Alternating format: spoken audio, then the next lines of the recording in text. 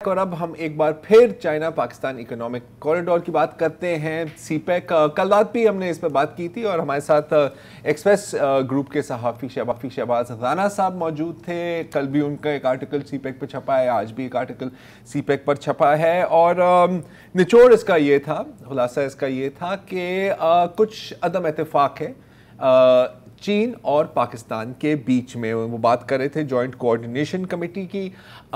एक तो ये कह रहे थे कि हालांकि पिछले साल जुलाई में अक्टूबर में सॉरी इनकी नहीं जुलाई में अक्टूबर में मीटिंग हुई थी। अक्टूबर में मिनट्स जो है वो इस साल जुलाई में इस साल जुलाई में आए हैं, तो मतलब काफ़ी माह गुजर गए हैं और बहुत पाकिस्तान की कुछ ख्वाहिशात थी जो चीन कह रहा था कि जी अभी हम इन पर ज़्यादा गौर नहीं कर सकते, लेकिन चीन की कुछ ख्वाहिशात थी जिन पर हमने अमल कर दिया है। और यहाँ पर मैं जिक्र करना चाह रहा हूँ ग्वादर पावर प्लांट का, 300 मेगावाट का पावर प्लांट जो इम्पोर्टेड कोयले पर चलना है। तो जाहिर है कि आपको पता है कि इस वक्त पाकिस्तान के बैलेंस ऑफ पेमेंट्स का भी इशू है। कैपेसिटी तो हमारे पास पहले ही मौजूद है, बल्कि हमारे पास ज़रूरत से ज़्यादा बिजली है। तो क्या एक वहाँ पर एक कोल प्लांट लगाना हमारे लिए वाकई ज़रूरी है?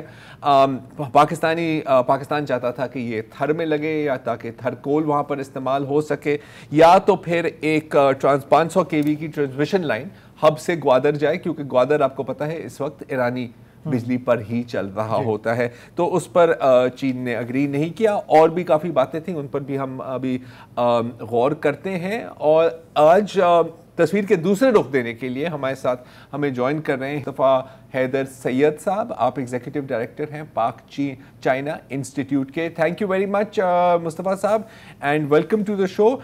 तो आपकी इसके ऊपर क्या टेक है? क्या वाकई ही कोऑर्डिनेशन कमेटी में कोऑर्डिनेशन नहीं चल रही, या फिर चीन का कहना है कि बेटा जो आपके प्लेट के ऊपर खाना है पहले वो तो ख़त्म करो, प्लेट धो के हमें वापस दो ताकि फिर आप दूसरा इसमें वाला डाल सकें? जी मुस्तफ़ा साहब। पहले तो जी बहुत शुक्रिया कि आपने मौका दिया है आने का और इस बहुत अहम मौजू पे बात करने का। एंड आप तीनों के जो टीम है वो हम सारे बड़े शौक से सुनते हैं, एक पढ़ा लिखा डिस्कशन होता है। So thank you for your service. Welcome sir. जो ये टॉपिक है जी बड़ा अहम है और इसकी जो करेक्ट होलिस्टिक पिक्चर जिसे कहते हैं ना, और पस मंज़र के साथ देखने की बहुत ज़रूरत है।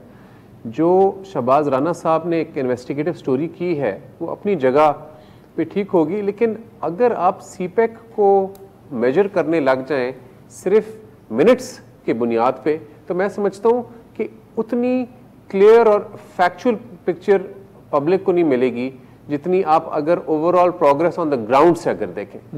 तो मिनट्स की जहाँ तक बात है और जो जॉइंट कोऑर्डिनेशन कमेटी की बात है, मैं थोड़ा सा और पीछे ले जाऊँगा। जब 2013 में ये MOU सीपेक का साइन हुआ, उस वक्त आपको भी पता है पाकिस्तान में क्या हालात थे एनर्जी के और पावर आउटेजेस के, और एक एनर्जी शॉर्टफॉल था पाकिस्तान में बहुत बड़ा। और उसी ज़माने में आया था द न्यूज़वीक मैगजीन के फ्रंट पेज पे कि the most dangerous country in the world is not Iraq, it's Pakistan. तो ये आपके हालात थे उस वक्त, आप आइसोलेटेड थे पॉलिटिकली और इकोनॉमिकली, और उस वक्त ये इन्वेस्टमेंट आई।